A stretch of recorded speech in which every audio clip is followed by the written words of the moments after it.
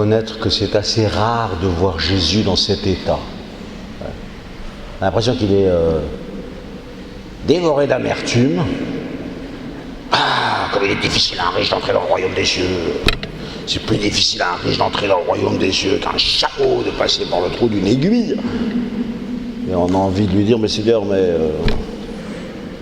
qu'est-ce que tu fais? Qu'est-ce qui se passe, quoi? Et après, il dit, pour les hommes, c'est impossible. Ça, c'est assez douloureux pour nous. Et on dit à Jésus, mais qu'est-ce qui te met dans cet état? Et il nous explique que c'est l'argent. Voilà, l'argent. C'est un grand ennemi. Dans l'évangile, c'est un grand ennemi. En fait, il y a trois grands domaines de la dérive de l'homme. Il y a d'abord son corps, qui peut être un lieu de violence ou un lieu de grave dérive. Il y a aussi le pouvoir, être plus puissant qu'eux, plus fort qu'eux. On est prêt à écraser tout le monde pour se faire élire, ou pour ci, ou pour ça, pour avoir du pouvoir, encore plus de pouvoir. Même les apôtres, hein. À un moment dans l'évangile, il leur dit, de quoi vous parliez, mes amis, en marchant? Et ils se taisent, parce qu'ils étaient en train de discuter entre eux pour savoir quel était le plus grand. En voilà une conversation de haute qualité, quoi. Et puis l'argent. En fait, l'argent, c'est le pire. Ouais. L'argent, c'est l'endroit où on a l'impression que la conversion est la plus difficile à faire. Voilà. On sent cela dans la façon dont il parle. Chez les chrétiens, on a souvent cette maxime, vous savez, l'argent, c'est un bon serviteur, mais c'est un mauvais maître. Un bon serviteur, parce qu'on en a besoin pour vivre, tout simplement. Si on n'a pas d'argent, comment on va s'en sortir? Donc avec l'argent, on vit, puis on fait ceci, puis on prend des initiatives, puis même on peut aider d'autres. Enfin voilà, c'est un bien, il n'y a aucun doute. On dit avoir des biens même. En fait, le problème n'est pas sur bien, il est sur avoir. J'ai des biens, avoir des biens, menteur, tu t'es fait avoir par tes biens. C'est eux qui t'ont, et lui, il est complètement ficelé, ligoté par son argent et par ses biens. Je vous le dis, c'est peut-être pas tellement le cas pour la majorité d'entre vous à votre âge, mais enfin, en tout cas, il vaut mieux être averti. Parce qu'il n'y a pas grand monde qui y a échappé dans l'histoire de l'humanité. Et c'est vraiment quelque chose de difficile, je vous promets. Et c'est un combat qui n'est pas simple. Et Jésus revient souvent là-dessus. Dans l'évangile de Saint Luc, il nous dit, l'argent rend fou, insensé, cette nuit même on te demandera son âme. Ou bien, l'argent vous rend aveugle. Il y avait un pauvre qui était là, Lazare, qui avait rien du tout, et qui avait des maladies partout, etc. Et son riche voisin, qui était à la porte qui était sans doute un monsieur riche, très bien d'ailleurs, et qui faisait toutes ses affaires, et qui s'occupait très bien, de lui. Voilà. Du coup, il était devenu aveugle. Il n'a même pas vu. C'est assez surprenant. On sent rarement Jésus autant en colère que dans ce domaine-là. Voilà. Donc, pour nous, c'est utile de le savoir. C'est un bon serviteur, mais c'est un mauvais maître, parce que dès qu'il devient ton maître, c'est un tyran. Tenez, par exemple, ce gars-là. Il y a beaucoup de gens qui disent « Oh, quand même, il est nul. » Non, il n'est pas nul du tout, il est remarquable. Est-ce qu'il y en a un seul ici, parmi vous, qui est capable de dire qu'il n'a jamais menti, jamais volé, jamais ceci, jamais cela, toujours respecté tous les 10 commandements? Qui lève le doigt, j'aimerais bien voir. Or, Jésus lui dit, est-ce que tu as respecté les commandements? Il dit, oui, j'ai fait ça toujours depuis ma jeunesse, mais moi je ne peux pas en dire autant, voilà. Et sans doute que je ne suis pas le seul ici. C'est assez surprenant. Donc il a respecté les commandements comme des règlements, et puis il est passé complètement à côté de la plaque. En plus, sans s'en rendre compte, à l'aveugle, il s'est fait avoir par l'argent sans s'en rendre compte. Il arrive avec une question absolument superbe. Qu'est-ce que je pourrais faire pour entrer dans le royaume des cieux? Enfin, vous voyez, on pense au bon larron qui est là avec tous ses crimes à la fin de sa vie. Il dit, Jésus, quand tu seras dans ton royaume, souviens-toi de moi. Lui, il a plein de crimes et l'autre, il avait que des bonnes actions à son actif. Et il y en a un qui va rentrer dans le royaume. Aujourd'hui, tu seras avec moi dans le paradis. Et l'autre qui va s'en aller tout triste, parce qu'en fait, c'est pas possible. Il est ficelé. Voilà. Ça, c'est assez incroyable. Je ne dis pas qu'il ne faut pas respecter les commandements. Bien sûr qu'il faut respecter les commandements. Et d'une certaine manière, je l'admire. Sauf que ça ne suffit pas de respecter les commandements. Parce que si jamais j'ai réduit la parole de Dieu, qui est une parole de vie, qui est son amour qui rentre au fond de moi-même, si je l'ai réduit à des règlements que j'ai bien respectés et que je crois que j'ai tout bon, ça peut être le cas d'ailleurs. Alors, je peux aussi avoir tout faux. Et c'est son cas à lui. Ce qui m'intéresse beaucoup, c'est dans cet évangile, vous avez peut-être remarqué, il y a 3 fois le regard de Jésus. Alors Jésus le regarda et il se mit à leur parler un peu comme si je vous regardais maintenant, je dis mais comment je vais me mettre à parler de l'argent à des jeunes qui ont 20 ans? Si je parlais à des gens qui sont à 40 ans, 50 ans au sommet de leur carrière et qui sont déjà fascinés par l'argent, bon peut-être que ce serait plus facile, mais en fait moi je trouve que j'ai quelque chose à vous dire sur ce sujet, voilà, parce qu'au moins vous l'aurez entendu et vous ferez attention à ces passages de l'évangile. Bien sûr, il n'y a pas d'endroit où Jésus soit aussi sévère que sur ce sujet. Donc ça doit avoir quand même quelque importance. Il les regarda. Le regard le plus beau, c'est à propos de cet homme. Donc c'est un homme qui est riche, qui arrive avec une demande magnifique. Je ne suis même pas sûr que notre cœur soit aussi ouvert à cela. Seigneur, que puis-je faire pour avoir la vie éternelle, le chemin de la vie éternelle? Ma vie, ça va, mais enfin, il me faudrait plus que ça. C'est quand même un grand désir, hein. C'est un beau désir, admirable d'une certaine manière. Et en fait, non, il ne pourra pas suivre ce chemin qui lui sera donné. Alors Jésus le regarda et il l'aima. Un chant qu'on chantait il y a quelques années, « Laisse-toi regarder par Jésus, laissez-vous regarder par le Christ, car il t'aime ». Donc c'était son cas à lui.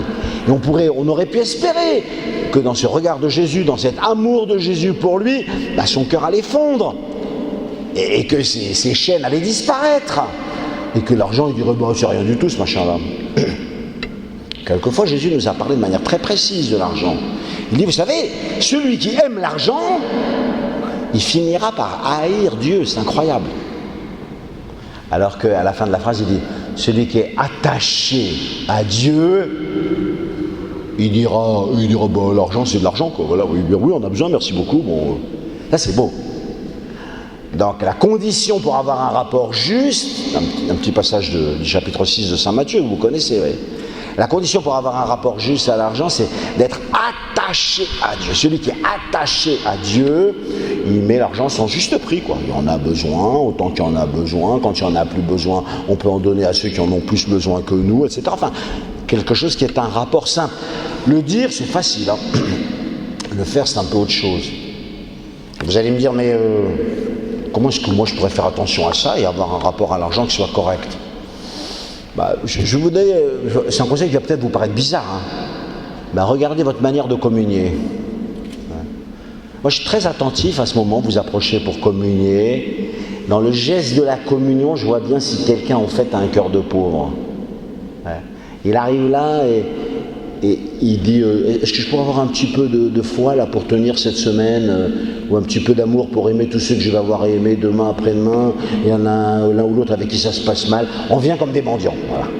C'est ce que Jésus dit d'ailleurs. Il dit heureux les mendiants, le royaume des cieux est à eux. Heureux les mendiants dans la vie spirituelle, ils sont là comme des pauvres.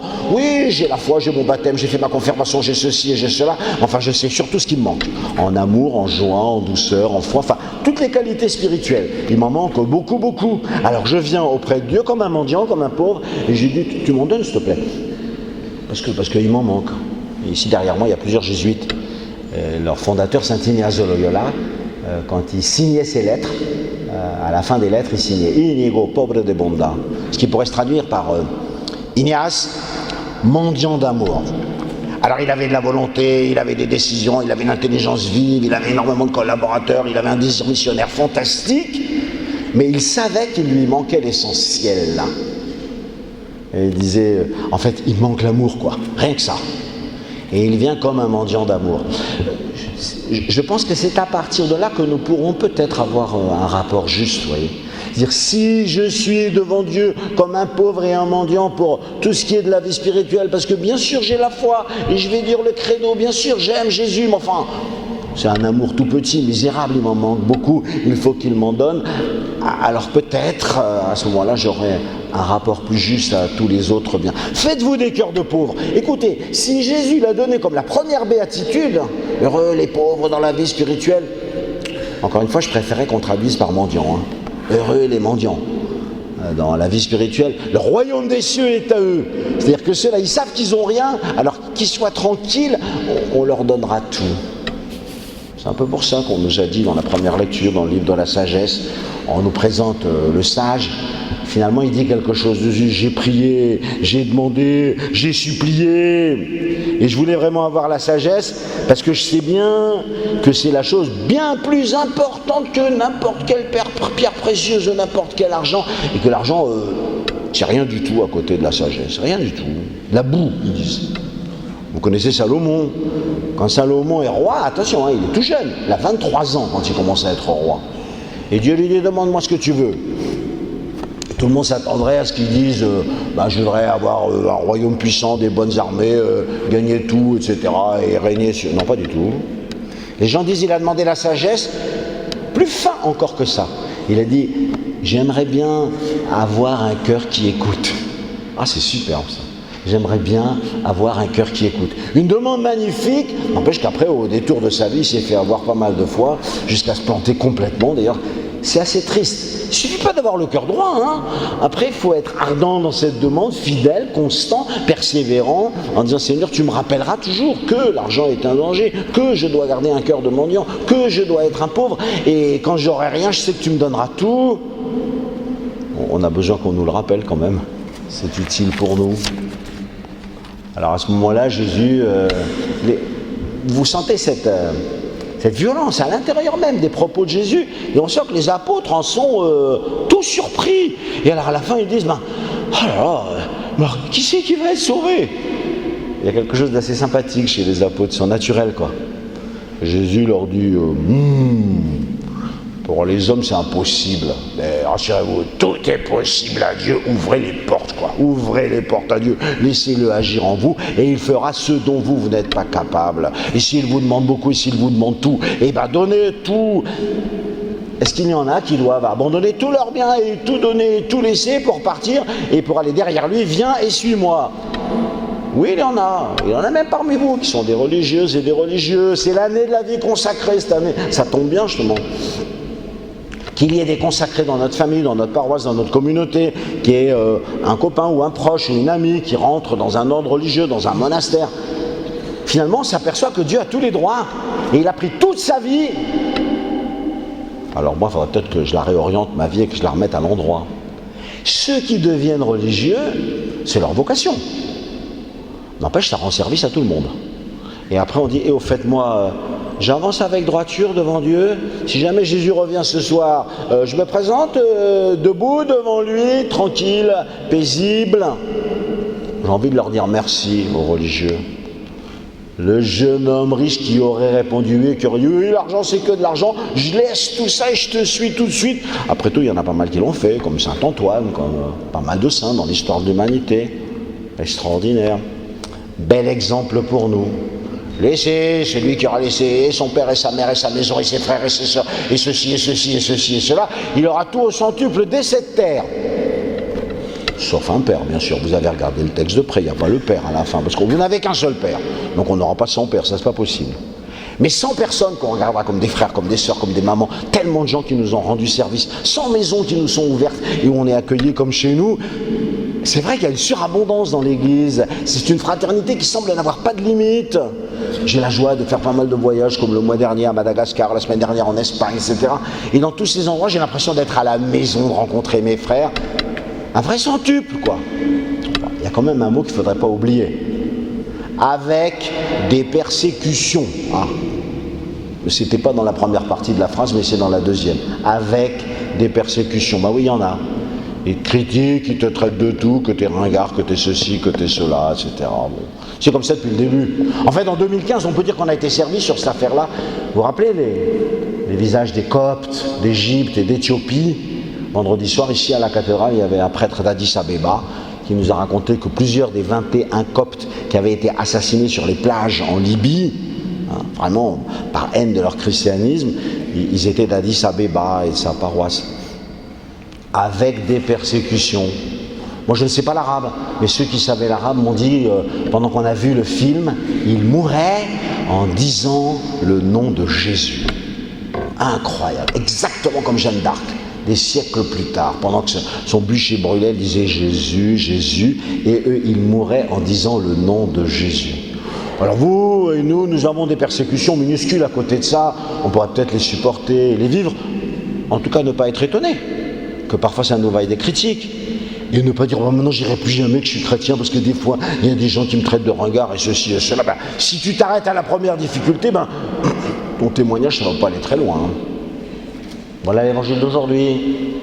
Qu'est-ce que ça va donner comme résultat en vous? Alors ça va donner, je termine là-dessus, ça va donner le résultat dans la deuxième lecture. Je peux vous dire que celle-là je l'aime énormément. Il y a quelques années, le pape Benoît XVI avait fait un synode sur la parole de Dieu. J'étais membre de ce synode. Donc j'ai pris des notes très attentives sur tout ce que j'entendais. Un grand bonheur d'ailleurs de voir les évêques du monde entier qui arrivent. On prie pour ceux qui sont maintenant dans ce synode sur la famille à Rome, là, en octobre 2015. Et là je me disais, mais la parole de Dieu en Uruguay, à Tokyo, etc., dans tous les coins du monde, elle arrivait. Et chaque évêque nous racontait comment il essayait de communiquer la parole de Dieu, de la faire vivre. C'était vraiment un très très grand bonheur. Eh bien, le texte qui a été le plus cité, c'était celui-là, avec l'évangile de la messe chrismale, quand Jésus dit « Aujourd'hui, cette parole s'accomplit en celui qui vous parle ». Et sinon, c'était ça, celle qu'on a entendue dans la deuxième lecture. Mes frères, elle est vivante, la parole de Dieu, elle est énergique, elle est plus coupante qu'une épée à deux tranchants. Pour aucune créature n'échappe à ses yeux. Tout est à nu devant elle et soumis à son regard. La parole de Dieu qui est une espèce de lumière éblouissante qui arrive sur nous. Bon, non, pas seulement. Non seulement elle arrive sur vous, mais ce que je voudrais, c'est qu'elle prenne chair au-dedans de vous. Vous voyez. Et tout ce que Jésus a dit au jeune homme riche, et tout ce qu'on a entendu dans cet évangile et que j'ai essayé de vous commenter comme j'ai pu, eh ben, je voudrais que ça soit votre chair et votre sang. Je voudrais que ce soit votre pensée, votre regard, votre manière d'être, etc. En fait, la parole vivante, c'est vous. Vous savez bien que dans vos facultés, dans votre travail, et même parfois dans votre famille, il y en a beaucoup qui ne lisent jamais l'évangile, qui ne l'ouvrent pas. Vous devez être des pages d'évangile vivantes.